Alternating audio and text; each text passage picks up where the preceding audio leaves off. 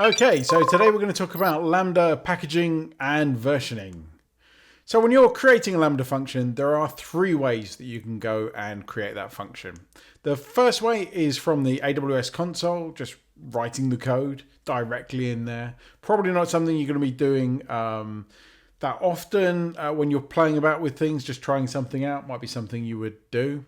More commonly, you're going to upload a zip file. That zip file will include any dependencies. For example, if you're writing a Lambda function in Python, the pip dependencies for that function would be included in the zip file. So if it's a Node.js, you'd include the libraries in there. The other option is to use a Docker image, and typically you would store that Docker image in ECR. We have a separate tutorial on ECR that discusses that.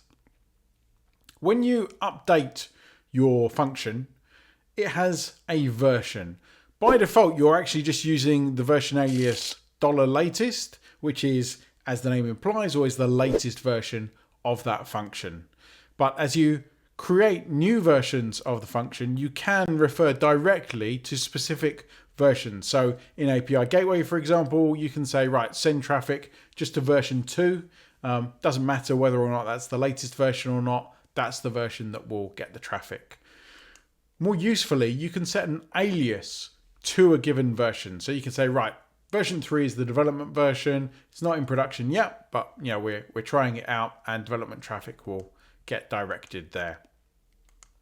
The other thing you can do, which is exceptionally useful, is you can set a weighted alias. So instead of just rolling out a new version of the code and switching all traffic to that and hoping for the best, you can set a percentage of traffic to be sent to the new version. That allows you to check that it's functioning as expected, to check error rates are in line with previous versions of the code, and then assuming that's okay, you can obviously increase to 100% the amount of traffic delivered to that version. This is something extremely useful. You may get a question on scenarios like this in the exam, so it's definitely something that you need to know about. Until next time, enjoy the cloud. Here's a nice summary for you. Okay, today we've got a very quick tutorial on Lambda Invocation from RDS. This is more just something to be aware of for the exam. You're not going to get questions on the implementation details. So you've got an RDS instance. The supported engines are Postgres RDS or Aurora, both in Postgres and MySQL flavors. And what you can do is you can have data modification within the database, trigger a Lambda function. There are a number of reasons why you might want to do this. For example, imagine you've got a DynamoDB store you want to keep in sync with your database. You can have the Lambda function do that. When something gets written to the database, it then puts the data into DynamoDB via the Lambda function. Something to bear in mind if you are actually going to implement this, you're not going to need it for the exam realistically. You're going to need network connectivity for the RDS instance to get to the Lambda API. So either through a NAT gateway or through a VPC endpoint. You are of course going to also need IAM permissions for RDS to invoke that for you. Here's a quick summary. Until next time, enjoy the cloud. Okay, today we're going to talk about Lambda permissions and security.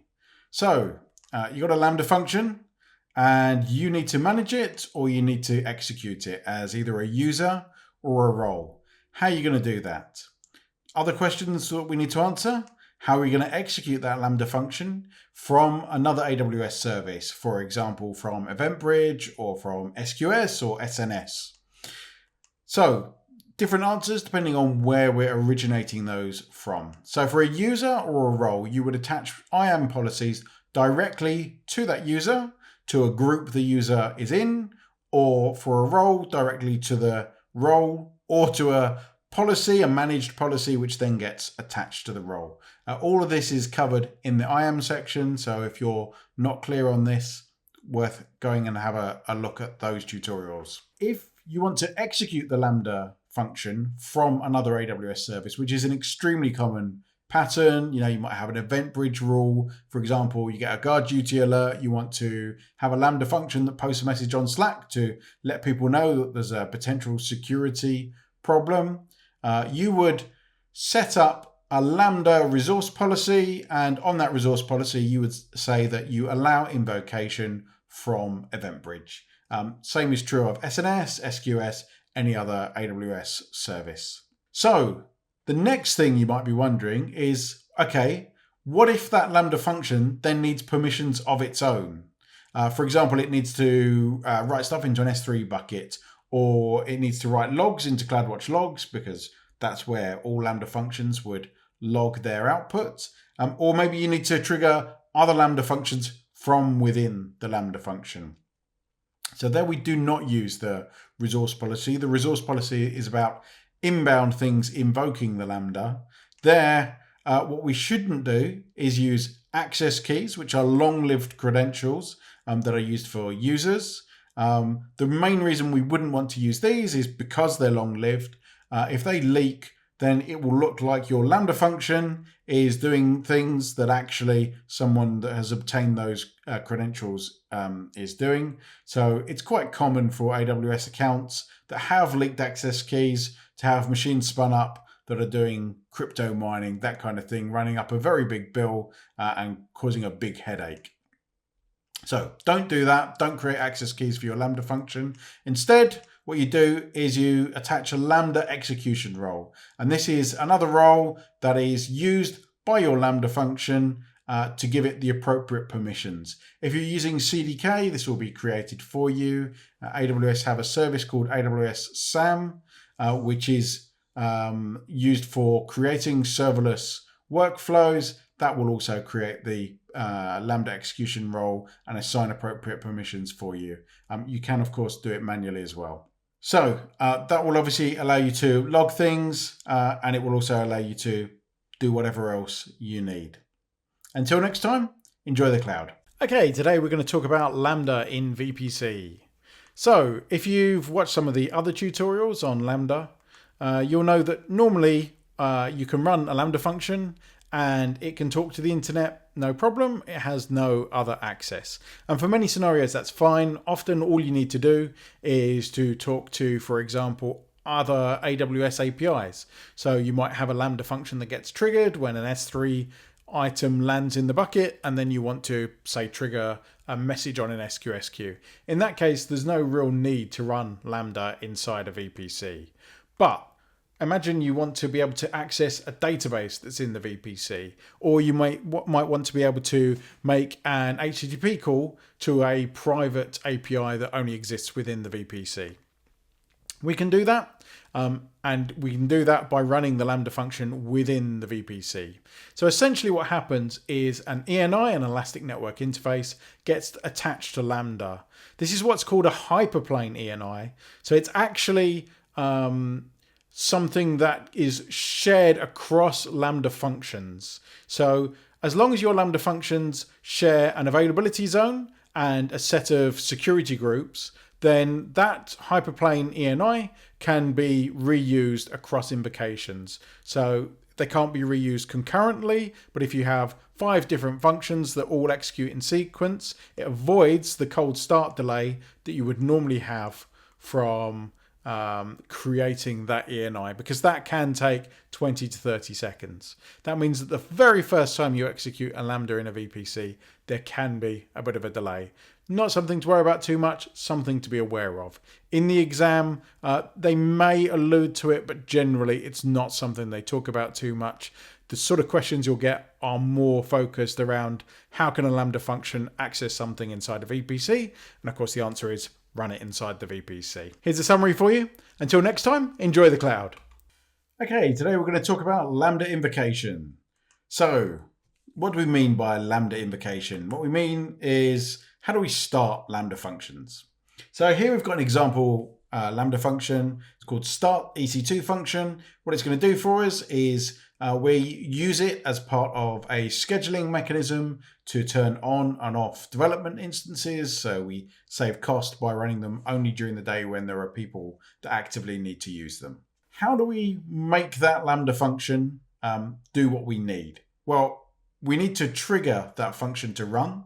And the way we do that is using the invoke function API call to the Lambda API. And we do that by using a EventBridge scheduled event, which sends the Lambda invocation call with an appropriate payload. So EventBridge both lets you send events from other AWS services and trigger other downstream events from that. But it also lets you schedule events. So in this instance, we might say, right, Monday to Friday at 7 a.m., we want to turn our development instances on so people can get on with work. So in that case, we would have EventBridge trigger. It would send an EventBridge payload to the invoke function call, and the EC2 function would then, the Lambda function would go and start the appropriate instances, so the development instances in this case. There are many other ways you can invoke Lambda, and this is what makes Lambda so powerful. So you can have it invoked when an object is put into an S3 bucket. You can have it invoked when a message is sent to an SNS topic. That's an extremely powerful pattern. And you can also put messages on an SQS queue and have Lambda process those. What's really great about that is Lambda is effectively doing full auto-scaling for you. And because Lambda functions take only milliseconds to start, it can be really, really efficient at processing many, many messages from an SQS queue. And it can do as many operations in parallel as it needs to work on that queue, and it costs you nothing at all when there are no messages on that queue to be processed. API gateway is another common way you would invoke a Lambda function. In that case, you would be doing it typically from an HTTP call. We actually have a separate tutorial on that, so I won't go into detail here, but API gateway lets you invoke the functions and also add things like cognito authentication, and have throttling, things like that. For more simple use cases, you can use a Lambda URL, which gives you essentially just a plain HTTPS endpoint that you can connect to and will invoke the Lambda function for you. If you need to do programmatic execution of Lambda functions from perhaps outside of AWS, you can either write code using the AWS SDK to do that, or you can just have a simple bash script that uses the AWS CLI to execute the Lambda function, obviously in conjunction probably with long-lived access keys. And that's very, very powerful. Again, you could, for example, have something on-prem that fires up a load of instances in AWS via triggering a Lambda function, does some work, and then shuts those down again. So a lot of flexibility offered by this pattern. Until next time, enjoy the cloud. Okay, today we're going to talk about success and error handling within Lambda. So by default, a Lambda function, when it executes, it either succeeds or fails, and you can view the data on success rates and failure rates for your function in CloudWatch metrics, and you can obviously get more details on why a particular function might have failed through looking at CloudWatch logs. By default, Lambda will retry a failed function twice before essentially giving up. What you can also do, though, is you can define a dead letter queue, or DLQ. So this will put a message on an SQS queue or send a message via an SNS topic when something has failed after retrying the specified number of times. You could then either manually review that queue, or you might have an automated process which would handle that. A newer Lambda feature is Lambda Destinations. Destinations let you do another thing when the function either succeeds or fails, or in both cases. So you can send a message to SQS or SNS, you can create an EventBridge event, or you can trigger another Lambda function. That's a more modern way of handling it. As I say, it's a more recent addition to Lambda. You'll see less examples of this, but it can actually be extremely useful. Here's a quick summary of what we've talked about today. Until next time, enjoy the cloud.